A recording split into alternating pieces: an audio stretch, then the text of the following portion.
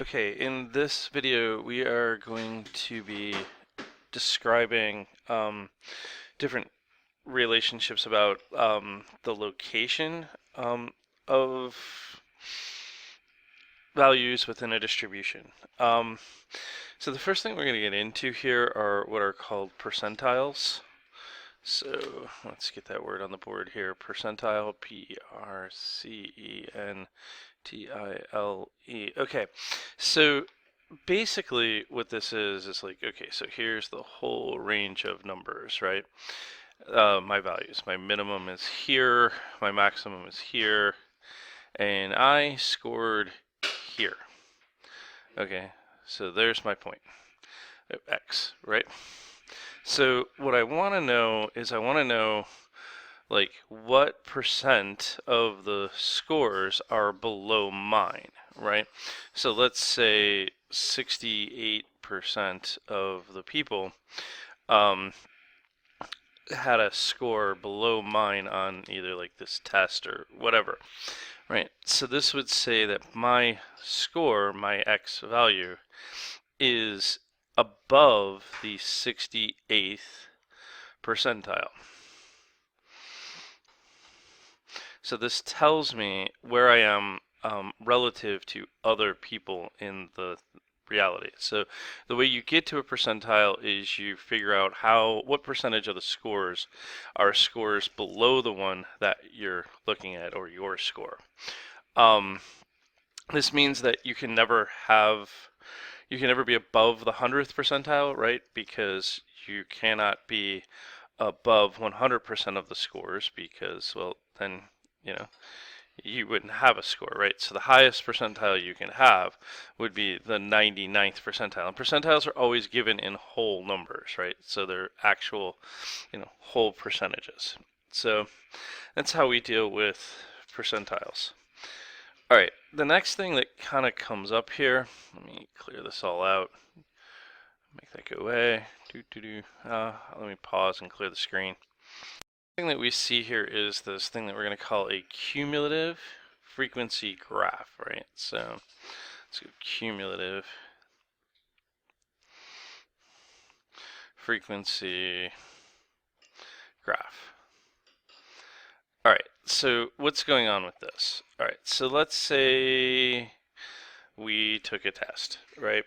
And I don't know, people's range was from like 40 to 75, okay?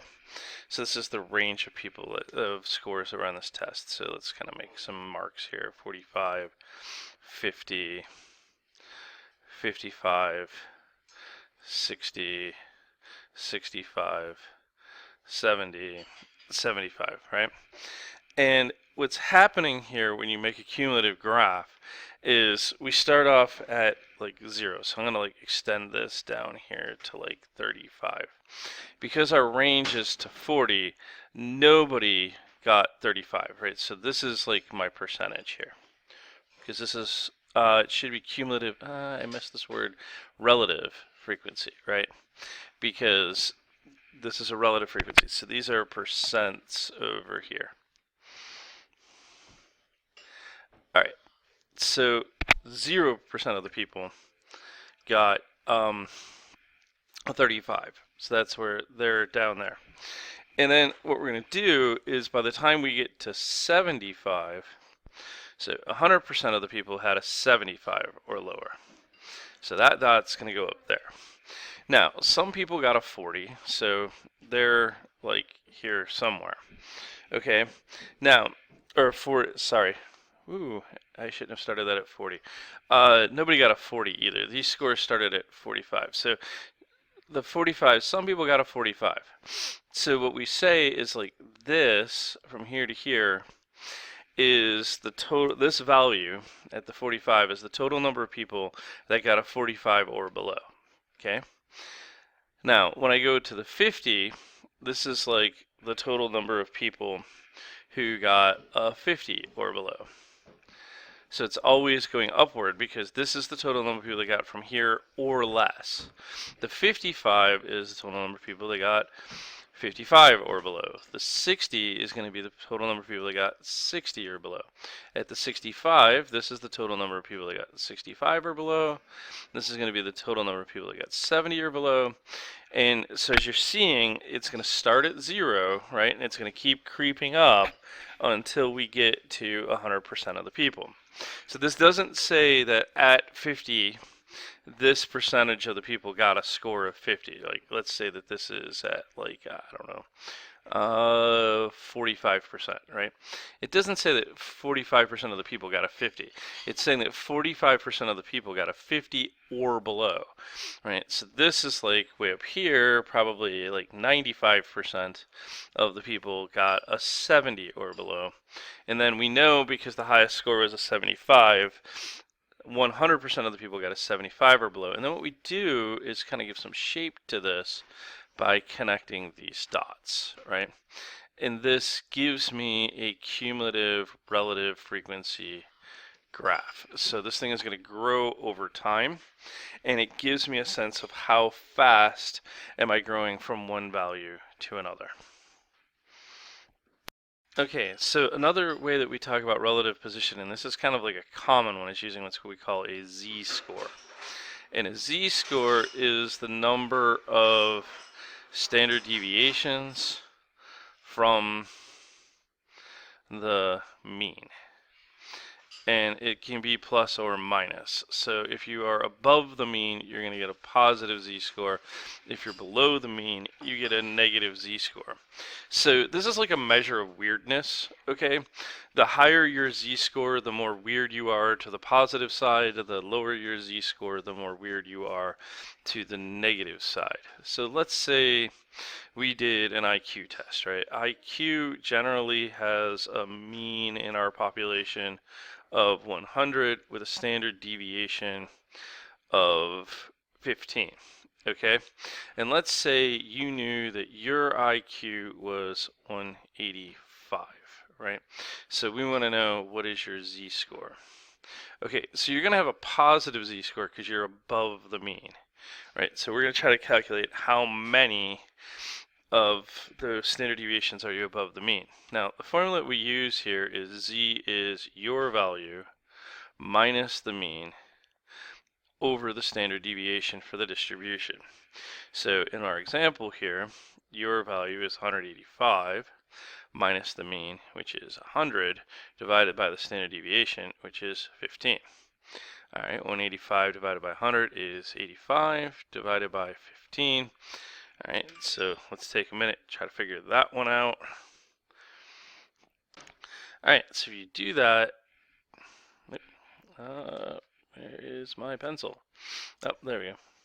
If you do that, you are going to get about 5.666 repeating, right?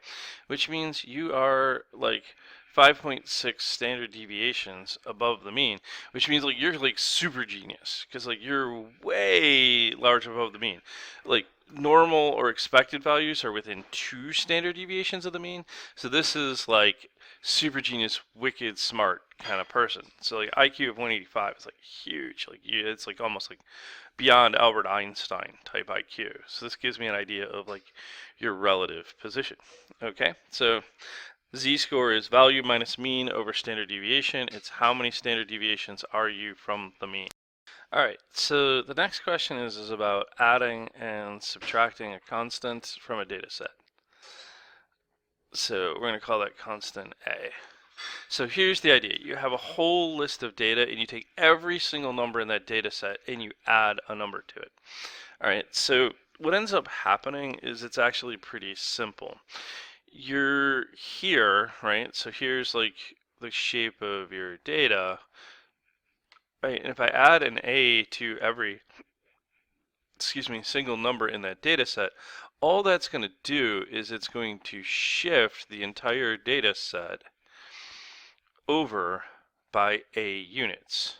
So this means that like your measures of centrality and relative position, so your measures of center and relative position, i.e. your mean, your median, all the stuff in the 5-number summary. There we go. And your percentiles all go either plus or minus a to, if it's you're adding, you're going to add a to those numbers, and if you're subtracting, you're going to subtract a. Your measures of variation, right?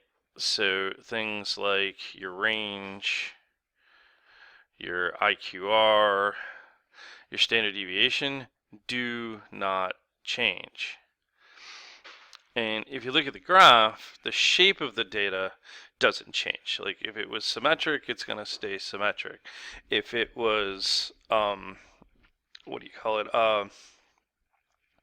if it was symmetric, it's going to stay symmetric. If it's skewed left, it's going to stay skewed left. If it's skewed right, it's going to stay skewed right. So, all right, so that's what happens if I add or subtract constant to all of my data points. So the next move is going to be like, what if I multiply or divide all the data points by a constant? All right, so we're going to call it constant b. All right, so let's think about this graph again, right? So here is my original data set, right? Actually, I don't want it there. I want it like in the middle. So let's like put it in the middle. There we go. So here's my original data set. Well, what's going to happen is that if you multiply every value in this data set by b, so what will end up happening is that the small numbers are going to get smaller if they're negative, right? The large numbers are going to get larger, so you're going to actually just spread stuff out, okay? So it's weird, but it's like it spreads. So if you multiply by the constant, everything just spreads out. If you are, that's not correct. Let me fix that. It's going to do more than spread out. It's going to multiply. Yeah, it's going to spread out. Now, the hypothetical here is like I just made this 0. Okay, if it's like shifted to the right, it's still going to spread out, but it might not spread from the center. It's going to spread out from 0. So what's happening here, if I'm multiplying, it spreads out. If I'm dividing is going to go like the other way. It's going to get narrower, okay? So the numeric effect of that is that the measures of center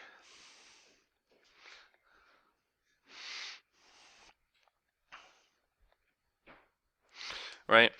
So the measures of center, so and relative position. So again, your mean, the median, your 5-number summary numbers, your percentiles are all going to multiply or divide by b. It's going to do exactly what you expect. All those measures of center and relative position are all going to multiply or divide by b. It's just like adding and subtracting.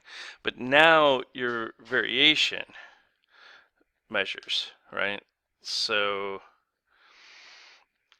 your range, your IQR, your standard deviation, these are also going to multiply or divide by b, because that's why you get the spread, right? So if b is a positive number, the range spreads out by b. If b is what we're multiplying by, right, it's going to spread out by b.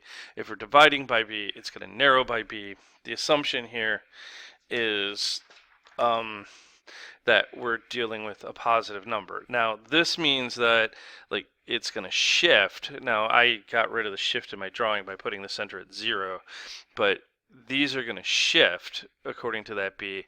But then we're also going to have a spread in range by that multiplier as well. Now, the shape actually doesn't change. Like if it's symmetric, it stays symmetric. If it's skewed left, it stays skewed left. If it's skewed right, it stays skewed right. So the measures of center and variation are both going to multiply that by that constant b, or divide by it if that's the case. But the the shape, as far as like skewness, is not going to change. Okay, so that will stay intact. All right, so that's our discussion about relative position. Percentiles give you a way to tell what percentage of the scores you are above, right? So those are always whole numbers. What percentage of the scores are you above? We have a cumulative frequency graph that gives you an idea of like how things build up as numbers get larger. We get a z-score, which tells you how weird you are, either in the positive or the negative direction from the mean. If you add or subtract a constant to a data set, it just shifts it. So the measures of center and relative position either add or subtract that constant. The measures of variation do not change.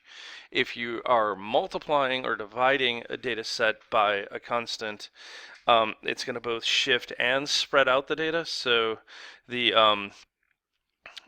data, the measures of centrality and relative position, as well as the measures of variation, are going to multiply or divide by that constant. All right, so we'll take some questions about this all during class, and look forward to seeing you soon.